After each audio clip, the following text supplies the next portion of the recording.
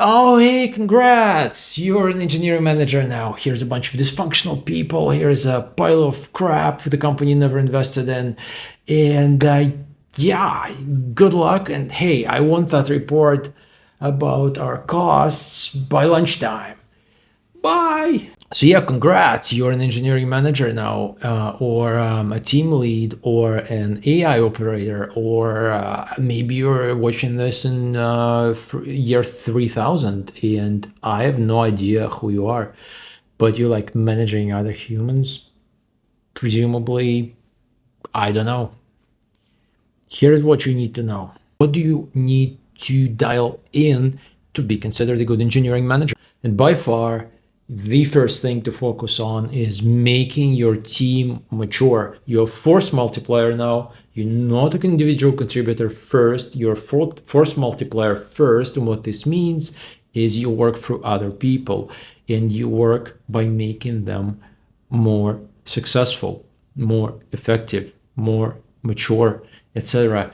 And the unit you're interacting with is not only the individual, but the team.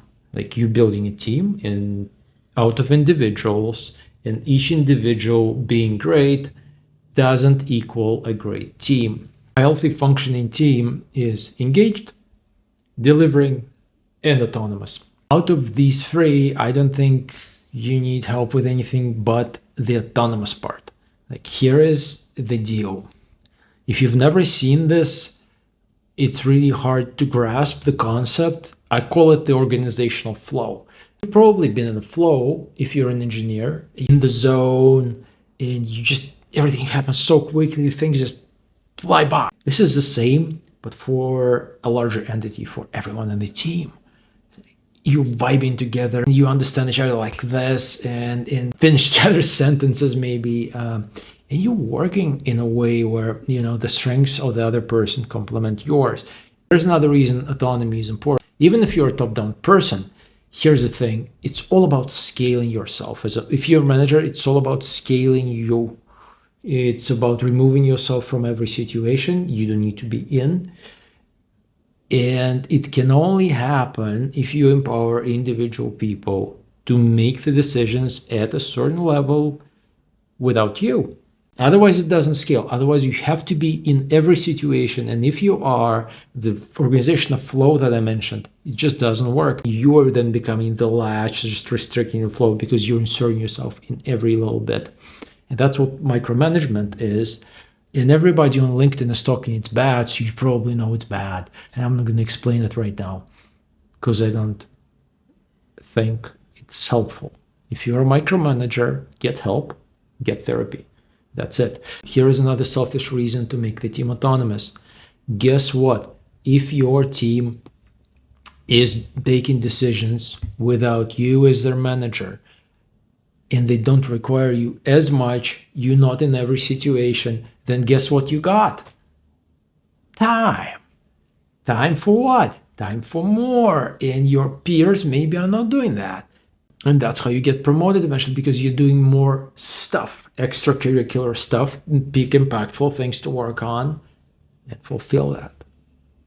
So selfish people, take notes. Another thing you need to master as an engineering manager is managing hundreds of things, little projects, little things, without stressing out. The reason why that's there is essentially corporations consider you an overhead. If corporations could run and scale without managers, they would 100%. Oftentimes, you will get extra pressure from the corporation when it's in this wave of, oh yeah, overhead, costs, budgets are tight. Let's look where we can dial up the pressure. Can we, load up the managers a little bit more? And it's going to be a lot of that happening. So you need to be prepared. That day is coming. Actually, that day is right now in a lot of places. Sitting 2025 September. It's already very interesting. Lots of managers getting cut. You will get lots of load. Sometimes it's going to be more than humanly possible to carry. And you really need to prioritize, work on the top value at all times. So you need a system for that. Build a system. Another thing you need to master is manage performance fairly. Be accurate. It's really, really important. You're responsible for people's careers. You're responsible for, well, sadly enough, parting ways with people. Sometimes it's necessary. And if you don't have your facts straight when it comes to promotions, performance management, etc., you will struggle so much. The longer term game for the corporation is this. Like, you want to have a merit-based hierarchy. And how that's built is on you. Like, if your judgment is compromised, it's not gonna work. So you need to ensure promotions are merit-based. There are three things about a healthy team. It's delivering, it's engaged, and attrition is low. And you need to focus on engagement and attrition. How do you measure that? How do you create an engaged team? This is a completely different issue, although orthogonally related to whether it's delivering, yes or no. Another thing I find a lot of managers, especially new managers, struggle with is having tough conversations with confidence. These probably are the hardest conversations of your life for some of you if you're like in your 20s or something. And you probably are not prepared for them at all. And that's a skill to master. Another skill to have is you need to navigate different cultures.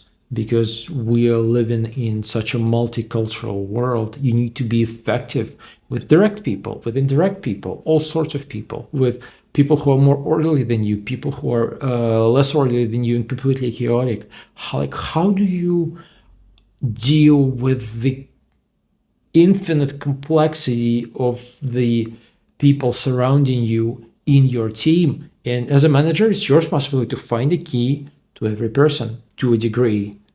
And how do you do that? Tangentially related to this is a notion that you need to understand a bit about humans. That's your domain now. It's no longer pushing code to Git. It's no longer necessarily designing stuff. It's humans. And what do you know about that? Do you know what you're going to get taught in a corporation about this? Very little. Maybe like 3 trainings in 10 years. And that's like 6 days. And you can imagine how much you will learn from that. So I advise you to take this seriously. Just find a general psychology course. There are so many, and follow that. Yes, that's maybe 400 hours. But hey, it takes you on average, what, like 10,000 hours to get good at anything?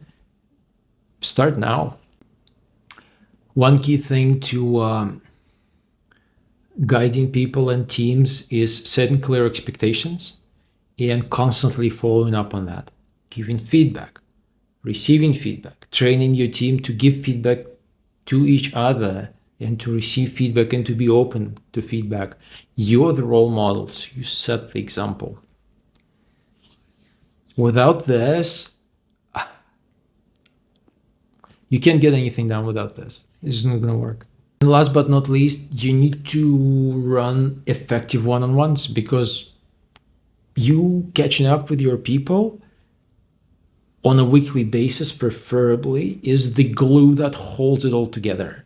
This is how you build trust. This is how you follow up on stuff. This is how you delegate. Effectively, the thing that you have every week to do almost all the work you need to do for other people. Now, this is roughly the list. It's not everything, but if you got that, especially team performance, are they engaged? Are they delivering? Are they sticking around? Then you got it. The rest, cherry on top. I didn't mention a few things like delegation and how do you tune a delivery process in the team.